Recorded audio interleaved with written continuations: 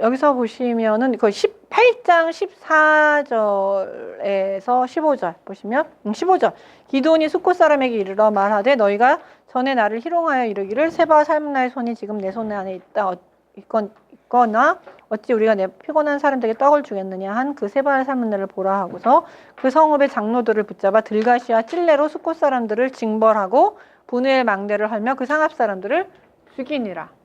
그러니까 숫곳 사람들의 장로들에 대해서 찔레와 이렇게 해서 처벌하는데 가시나무로 막 찔러서 좀 잔인한 모습이고, 그다음에 사람을 죽여야 아예 분우엘 망대를 헐어서 그 사람들을 죽이는, 그러니까 동족에 대해서 자신을 돕지 않은 것에 대한 개인적 복수를 하고 있어요. 그러니까 이런 것들은 되게 부정적인 모습이죠. 의심이 많은, 신앙적으로 의심이 많은 모습하고는 이건 조금 더 결이 달라요. 결이 다른, 이거는 이제 자기 손으로 자기를 모욕한 것에 대한 원수를 갚는 이런 모습들이 이제 등장을 하게 돼요. 그 다음에 이제 또 하나는 뭐냐면 이러고 돌아오니까 왕이 되어달라라고 이제 부탁을 하게 됩니다. 백성들이. 이 부분은 에서 이제 우리가 이것도 잘 아는 부분이에요. 이스라엘 백성들이 기드온에게 왕이 되어달라, 손자가 대대로 다스려 달라 이런 요청을 하는데 기드온이 여기에 대해서는 거절을 하죠. 말을 아주 멋있게 하면서 거절을 합니다. 나도 너희를 다스리지 않겠고 나의 아들도 3절에 보시면 너희를 다스리지 아니할 것이요 여호와께서 너희를 다스리시리라 하면서 여호와가 왕이시다라는 사실을 분명하게 인식을 합니다. 그러니까 이 당시는 왜 사사들 시대에는 왕이라는 개념, 여호와가 왕이라는 개념이 있어요. 여기 이 당시는 여호와가 왕이고 사사들은 여호와께서 세우신 그의 그 부하들이죠. 그러니까 근데 여기서 이제 그렇게 얘기를 하는데 제가 이제 그런 명예 왕이 되는 건 거절하는 대신 기드온이 뭘 원하냐면 금을 원해요. 금고리를 원해서 미디안 사람들이 그 특징으로 금고리를 하고 다녀요. 그거를 다 뺏었는데 그거를 모아달라고 얘기를 하죠. 그래서 우리가 뭐 그 정도는 얼마든지 줄 수 있다 해서 금고리를 모았는데 그게 금고리가 얼마냐? 금 1700세겔인데 그 양이 어마어마한 10억 정도 될 거예요, 아마. 1700세겔이면은 한 20kg 돼요. 20kg가 되니까 대략 뭐 금값에 따라 다르긴 하지만 어쨌든 뭐 한 8억에서 10억 정도 되는 어마어마한 어마어마한 양을 모았죠. 그리고 이제 그것을 가지고 에봇을 만들어요. 금을 가지고 에봇을 만들고 자기 성읍 오브라에다 두고 이스라엘 사람들이 그것을 음란하게 섬기게 됩니다. 그러니까 이거 에봇이 우상이 되죠. 음란하게 섬겼다라는 것은 우상 숭배를 했다라는 뜻이거든요. 여기서 뭐 음란한 짓을 했다기보다는 이런 경우에 있어서는 우상 숭배를 하기 시작을 하고 그것이 기드온과 그의 집에 올무가 되었다라고 이야기를 합니다. 즉, 그러니까 이것이 참 아이러니한 게 기드온이 사역을 시작할 때 자기 집의 우상을 부수면서 시작을 했죠. 아버지 집에 있던 바알과 아세라상을 부수면서 자신의 사역을 시작을 했는데 자신의 사역 마지막에 다시 우상을 만들고 그 우상을 통해서 종교적 그다음에 사회적 권위를 가지려고 했던 아주 부정적인 모습으로 사실은 기드온의 사역 마지막이 끝나고 있어요. 이게 되게 부적절하죠. 그러니까 에봇은 제사장만 가지고 있어야 되는 것이고 이렇게 우상 숭배 대상이 되는 것이 아닌데 상당히 부정적인 모습이죠. 그러니까 이런 모습은 언행일치, 불일치죠. 사실은 자신은 왕이 되지 않겠다고 얘기하지만 금을 모으는 것, 그 다음에 나중에 보시면 그 뒤로 보시면 기드온이 죽은 다음에 기드온은 아내가 많음으로 아들이 몇 명이에요? 70명이 돼요. 아들이 70명이에요. 그럼 부인이 몇 명 정도 될까요? 10명, 한 20명 정도 돼야 부인 한 명당 2명, 3명 정도 났을 때 한 70명 정도 되겠죠. 그러니까 요 모습은 신명기에서 왕에게 금지한 게 뭐냐면 병거를 많이 두지 말고 은금을 많이 쌓지 말고 부인을 많이 두지 말라라는 이야기를 했는데 자기가 입으로는 왕이 안 되겠다라고 말을 해놓고서는 삶은 왕처럼. 그래서 예, 살았던. 그래서 왕이라는 모티프가 기드온에게서 처음 시작이 됩니다. 그러니까. 그래서 기드온은 그 바락이 가졌던 의심의 모티프는 강화되고, 그다음에 이 사사기 안에서 왕이라는 것에 대한 모티프가 처음 시작이 되고 있어요. 그러니까 이제 그 모티프를 가지고 있던 그 어떤 그런 씨앗을 가지고 있는데, 이 씨앗이 정말로 꽃을 핀 게 누구냐 하면 아비멜렉이죠.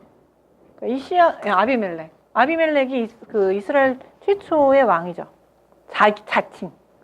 자칭. 하나님이 세우시는 왕 말고 자칭 왕이 아비멜렉이에요. 그러니까 아비멜렉이 어디서 뚝 떨어진 게 아니라 기드온이 이미 그 삶 속에서 씨앗을 가지고 있었고, 그 씨앗을 그냥 열매 맺은 사람이 아비멜렉이라고 해요. 이게 참, 예, 그래서 아비멜렉 이야기는 독립 이야기가 아니라 기드온 이야기 속에 하나의 에피소드로 들어가요. 다 기드온 이야기예요. 아비멜렉하고 하면은 이제 그리고 아비멜렉 이야기는 그 하나님이 거의 등장하지 않아요. 여기는 뭐가 등장하냐면 인과응보가 강하게 역사를 해요. 그러니까 성경 여러분 이제 우리가 오해를 하는 거가 하나 있는데, 인과응보도 하나님이 역사하시는 방법 중에 하나예요. 인과응보가 그러니까 하나님이 세상을 다스리는 법칙이 뭐냐면, 기본적인 법칙은 인과응보예요. 근데 하나님의 백성은 거기에 뭐가 들어가냐면 하나님의 말씀에 의한 그 심판과 은혜, 이런 것들이 더 들어가는 것인데, 기본적으로 세상을 다스리는 법칙은 인과응보예요. 이건 이제 잠언 같은 데서 보시면 나타나죠. 그게 이제 일반 세상을 다스리는 법칙인데, 아비멜렉 이야기는 그 인과응보에 대한 이야기가. 그러니까 우리가 오해를 하는데, 인과응보는 하나님하고 상관이 없는 것처럼 마치 이야기를 하잖아요. 근데 그 누군가가 잘못했을 때 벌을 받는 거, 그것도 하나님의 심판이에요. 믿는 사람만 하나님이 관여하시는 게 아니라, 하나님은 이 세상 창조주이시고 이 세상의 모든 것에 주인이시고 왕이시고 다스리는 자이시기 때문에 이 세상 모든 걸 다스리세요. 그래서 기독교인만 다스리는 분이 아니시니까, 예, 다스린다는 거죠. 그래서 이제 아비멜렉은 왕이 되는데 아주 부정적인 모습만 나타나요.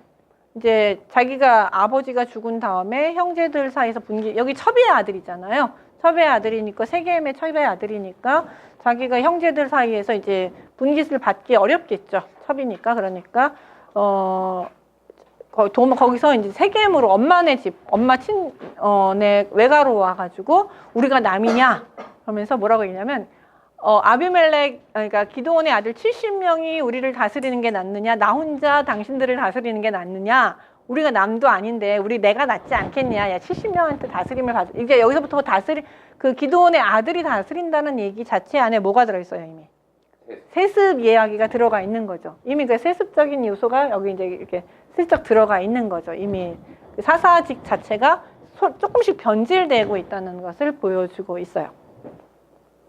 그러니까 사람들이 듣게, 야 70명보다야 네가 낫지, 네가 남도 아니고, 그래가지고 돈을 모아줘요. 근데 돈을 어디서 모아다 주냐면 베델 신전에서 돈을 가져다가 아비멜렉에다 돈을 모아주고, 그 돈을 가지고 그 아비멜렉은 용병을 삽니다. 여기서 보면 이제 그 뭐 불량배 이런 거 나오는데, 그 여호와를 믿지 않는 여호와 보시기에 악한 사람들을 이렇게 표현해요. 근데 이 사람들 용병이에요. 쉽게 말하면 용병을 사서 자기의 형제 70명을 한 바위에서 그냥 다 죽여버려요.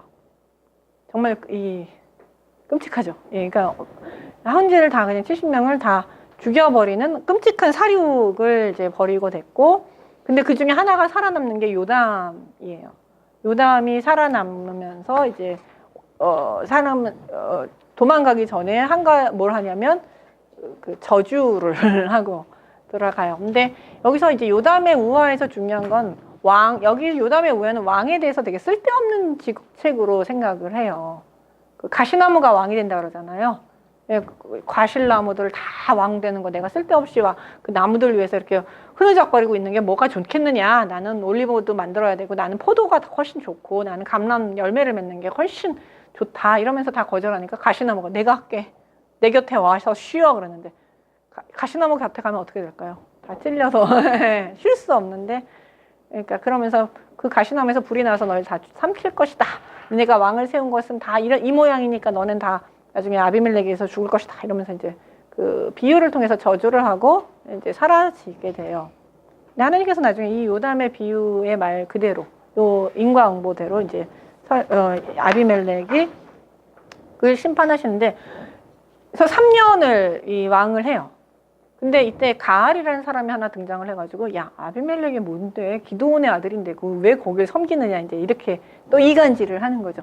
이게 재밌어요. 같은 사람인데 어떨 때는 엄마 편, 어떨 때는 아빠 편 해가지고 예. 그러니까 이제 이 세겜 사람이 그 들어보니까 옛날에는 엄마 편 우리 같은 사람인데 이제는 아이 쟤 아니야 여룻바알의 아들이면서 이제 개척을 하면서 갑자기 마음이 여룻바알 확 돌아서요. 그래가지고 아비멜렉에서 확 돌아서니까 근데 그 사실을 이제 아비멜렉이 알았죠. 알아가지고 알고서는 그 세겜 사람들을 다 죽이려고 작정을 해서 가알 쫓아내고 전쟁을 해서 쫓아내고 그 다음에 자기에게 반역한 세겜 사람을 다 죽이려고 이제 성읍에 몰아넣고 도망다닌 사람 성읍에 몰아넣고 거기서 죽이려고 이제 불을 놓으려고 이제 나무를 다 베서 상에 둘러다 놓고 불 붙이려는 순간 갑자기 어떤 여자가 맷돌 윗짝에서 확 던져서 맞아서 딱 죽죠. 아비멜렉이.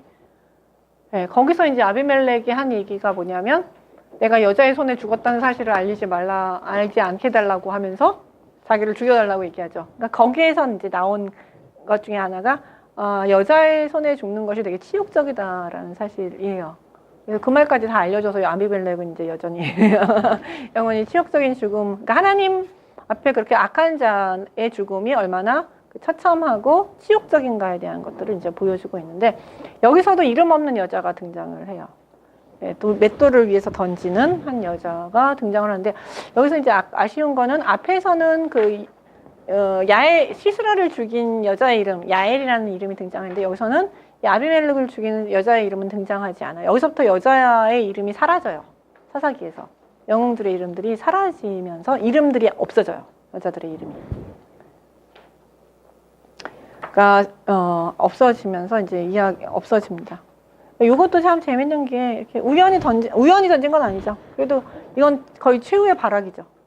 맷돌을 내가 던진다고 해서 꼭 맞는다. 이 사람이 뭐 투포한 선수도 아니고 무슨 그냥 내가 할 수 있는 우리 집에서 쓸 수 있는 내가 가져가가지고 그냥 다 던졌는데 그 중에 맷돌이 하나 탁 맞은 거죠. 그래서 뭐 거기서 죽은 거죠. 그러니까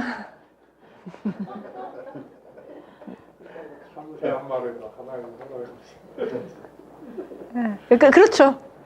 그러니까 아니야. 그러니까 맞아요. 하나님 심판이에요. 이거는. 그러니까 이거는 하나님께서 여러 가지, 그러니까 그 영웅 이런 인간 세상사의 영웅 이런 것들도 하나님 보시기에는 얼마든지 그 사람은 얼마든지 허무하게 죽을 수 있다라는 거, 하나님의 심판이 임할 수 있다는 거, 악한 자에 대해서. 그 다음에 내가 아무것도 못한다고 그런 악에 대항해서 아무것도 못한다고 손 놓고 있을 필요는 없다는 거예요. 내가 뭐 돌을 하나 던지든 맷돌을 하나 던지든 뭘 하나 뭐 말을 하든 간에 나는 악에 대해서 내가 대항할 수 있는 방식을 가지고 내가 내가 던진다는 거. 그 던지는 것이 어떤 종류일 것일지 어떤 방식일지는 알 수는 없지만 맡기라고 하는 것. 그리고 나에게 맡기라 하는 말을 그것까지는 내가 하는 거고 그 이후에 던졌을 때 그 결과는 하나님이 책임져 주시고 하나님이 그게 적당하면 하시는 거죠. 근데 안 하면 맷돌도 안 던지고 다 같이 우리 죽겠습니다 이랬으면 아무 일도 어떻게 됐는지는 뭐 다른 방법으로 주시긴 하셨겠지만 어쨌든 하나님께서는 한 여인이 던진 맷돌을 가지고 아비멜렉을 죽이셨잖아요. 그런 것처럼 우리가 연약할지라도 하나님께서 그걸 어떻게 사용하실지 알 수 없기 때문에 우리는 악에서 계속 대항해야 하는 부분이 있는 거죠. 그게 말 한마디가 됐는지 뭐 작은 행동이 됐는지 기도가 됐는지 그건 뭐 다양한 방법들이 있겠죠. 그래서 이런 부분 그러고 나서 이제 결국은 아비멜렉은 죽어요. 그게 내가 항상 제일 어렵잖아요. 횃불하고 항아리 그것도 우리 사람이 하나님 다 하시는데 사람이 어느 선까지 해야 될지 항상 싸움이잖아요. 횃불을 들고 항아리를 들고 좀 횃불 항아리 만들면 오래겠느냐. 또 자기는 또 믿음 있다 신앙 있다 하는 사람들이 안 들어도 하나님 방법한다. 안 들면 아니 근데 사사기가 참 사사기 아까 5장에서 제가 바쁘니까 넘어갔는데 사사기 5장의 노래하고요. 그 다음에 그 출애굽기 15장의 노래가 둘 다 똑같이 여호와의 구원에 대한 노래인데 이게 핀트가 조금 달라요. 하나는 출애굽기 15장은 하나님의 절대적 구원을 찬양해요. 그래서 이스라엘 백성이 아무것도 안 해요. 너희는 가만히 서서 오늘 여호와께서 하신 큰 구원을 보라라는 이야기를 해요. 근데 이 사사기 5장에서는 함께 싸우는 이야기를 해요. 여호와께서도 오시고 이스라엘 백성도 참여해서 같이 전쟁을 하는 그 모습이 나타나요. 그러니까 이거를 이제 보면 가나안 땅을 차지하는 것은 어떻게 보면은 이제 우리의 영적 삶이에요.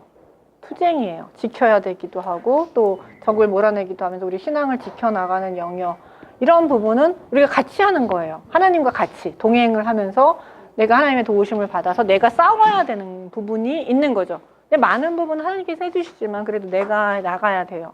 근데 구원, 애굽에서의 구원, 홍해에서의 구원, 이거는 하나님의 절대적인 은혜라는 거죠. 요거를 자꾸 헷갈려가지고 절대적 구원은 하나님께서 하시는 건데 그거는 우리가 못해요. 우리가 씨까지는 뿌릴 수 있어요. 누군가를 구원시키는 것도 내가 열심을 낸다고 해서 구원하는 게 아니라, 그렇잖아요. 내가 열심을 내는 거는 씨를 뿌리는 것까지는 내가 열심을 내는데 언제 싹을 내시고 언제 열매를 맺으실지는 사실 내 손에 있는 게 아니라 그건 하나님의 손에 있는 거거든요. 네, 근데 이제 내가 보는 나쁜 거를 고치는 데 있어서 이게 나의 신앙이라든지 아니면 어떤 우리 사회라든지, 예를 들어서 우리 쉽게 말하면 요번에 이제 촛불 들은 거 보면 촛불을 안 들었으면 하나님께서 뭐 그 나쁘니까 뭐 알아서 심판하시겠지? 하고 촛불을 안 들었으면 어떻게 됐을까요? 아니 이거 본인이 아니 개인이 이거보다 다르게 좀 더 괴로움을 더 많이 당하고 뭐 어쨌든 결과적으로는 어떻게든 간에 그 어떻게 되겠죠. 근데 기쁨이 없겠죠. 길어지고 더 괴로움을 많이 당하고 그다음에